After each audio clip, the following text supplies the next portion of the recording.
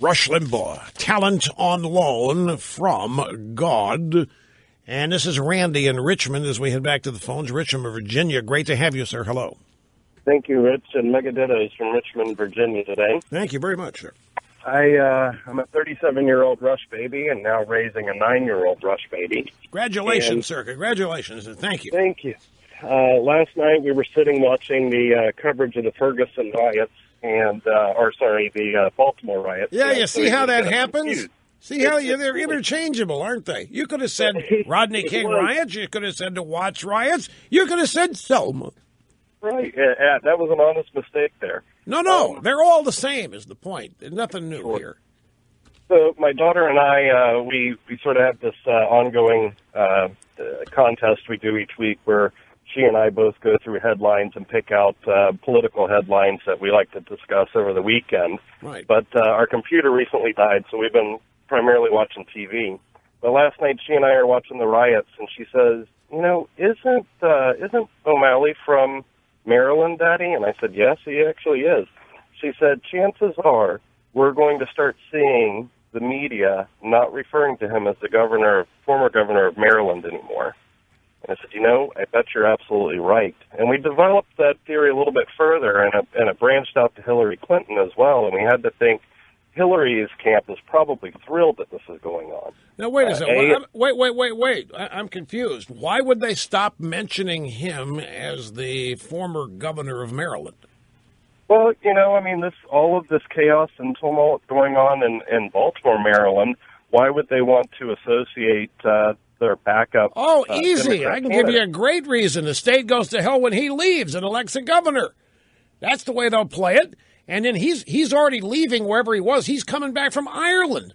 He's coming back to Maryland, to Baltimore, in an emergency to solve the problem because the existing Republican mayor is such an incompetent boob is how this is going to play out. O'Malley's going to come back as the savior. Meanwhile, Hillary is tweeting out rainbow-colored logo bumper stickers for the gay community while this is going on. Hillary is so far out of touch on this, it's just incredible. O'Malley is being set up here as the guy on the white horse, no pun intended, to come in here and save the day because this incompetent boob Republican mayor has screwed everything up. Governor has screwed everything up. That's what's being set up here. And the forces in the media that are not happy with Hillary will be glad to play this up. Keep a sharp eye on O'Malley. O'Malley's one of these dark horse type candidates, and Jim Webb too. Keep an eye on these two. Jim Webb, do not doubt me on this. Former Secretary of the Navy, big Democrat, reasonable-looking Democrat, clean and articulate like Obama was. Don't dissuade.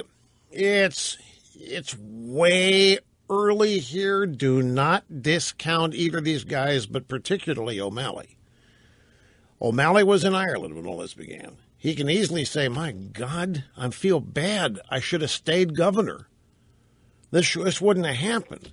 He gets the opportunity to portray everybody as incompetent, including his successor, Republican, and then to fly into town and solve a thing. The question that he doesn't have to solve it. He doesn't have because that's the point. It isn't going to be solved. It hadn't been solved since the Watts riots. It hadn't been solved since. It's never going to get solved. As long as the black population keeps voting Democrat, this is never going to end. It isn't going to get solved. That's not the point. We're not into reality here. We're into image.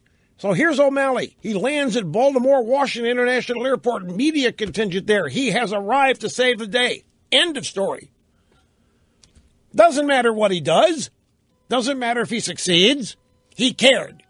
He dropped everything. He was in a bar having a nice Irish whiskey with some friends, and he put it down. He got on that plane. He immediately flew home to Maryland to save the day. End of story. Nothing ever gets solved. That's the point. That's why I started out the program talking about the benefits of age. This has all happened before. That's why I'm not spending time on the details of it. I've been there, done that. This program came of age with the Rodney King riots. And we spent details, weeks, days, every aspect of it. And the hope then was that we could effect some change with it. That there's a opportunity here for an alternative point of view about all of this race stuff in America. We could finally end it. Nothing's going to end it. Well, it doesn't matter. The point is, it still happens, and it's going to happen. The next Baltimore is going to... Why did it not happen in Charleston, South Carolina, by the way? Think about that, where a white cop actually murdered a black perp. That's true. That's exactly right. Snerdley has it right, but you have to wait for just a couple of minutes here for the answer.